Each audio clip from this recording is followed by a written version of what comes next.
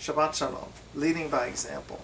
As I was reading through the life of Abraham, I was surprised by a comment that noted that Abraham is considered the patriarch of Jews, Christians, and Muslims, the Abrahamic faiths, and yet what can we laud about him? He was not a king or emperor who ruled over a vast kingdom. He was not a general who commanded a powerful army. Even as a prophet, he doesn't have any particularly good teachings or sayings that we quote in his name. But what he does have is the record of his life.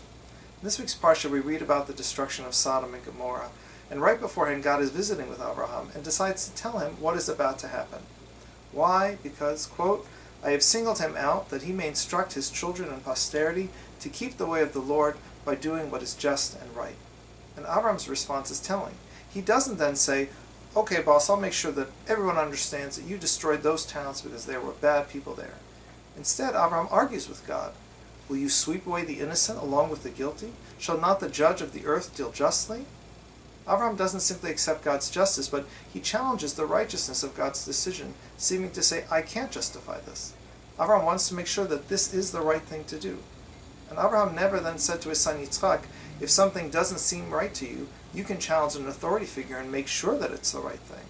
Instead, he led by example and taught us through his actions. Sometimes we teach with words and sometimes we teach with deeds.